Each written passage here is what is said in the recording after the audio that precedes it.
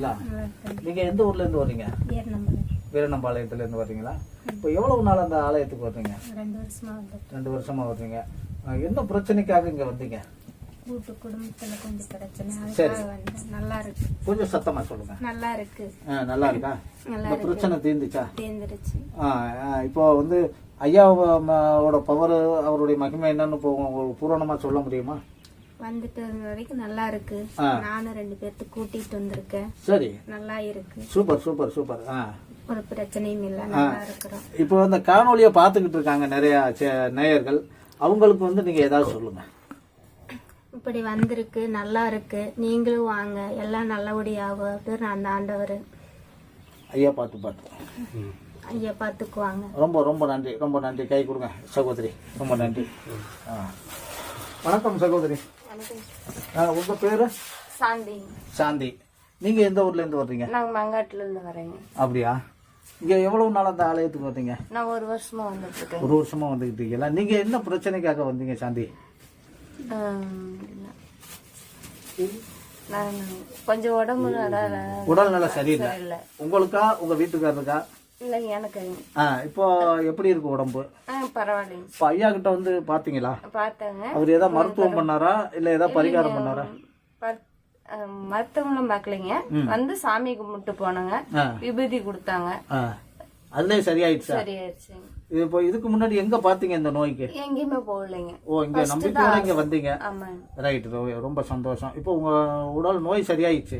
பரவாயில்லைங்க. சரி, இப்போ இந்த காணொலியை நிறைய நேயர்கள் பாத்துக்கிட்டு இருக்காங்க, அவங்களுக்கு நீங்க ஏதாவது ஒரு நம்பிக்கை கொடுங்க சாந்தி.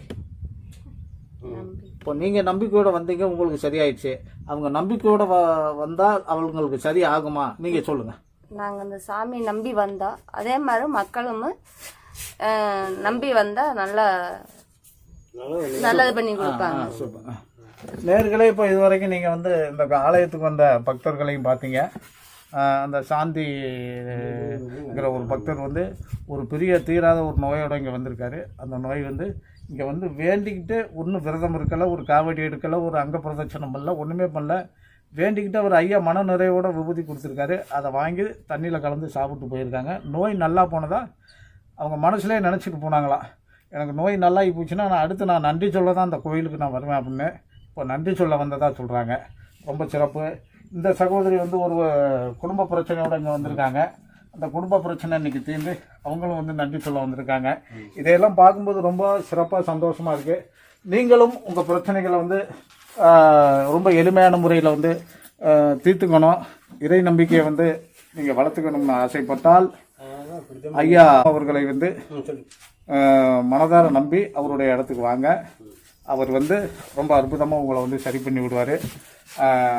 இந்த காணொலியை பார்க்குற நேயர்கள் உங்கள் அனைவருக்கும் என்னுடைய சார்பிலும் கழுகு டிவியின் நிறுவனர் எஸ்ஆர் முத்தரசன் அவர்கள் சார்பிலும் கழுகு டிவி நேயர்கள் உங்கள் அனைவருக்கும் என்னுடைய பணிவான வணக்கத்தை தெரிவித்துக் கொண்டு ஐயாவின் சார்பிலே நானும் நன்றியை தெரிவித்துக் கொள்கிறேன்.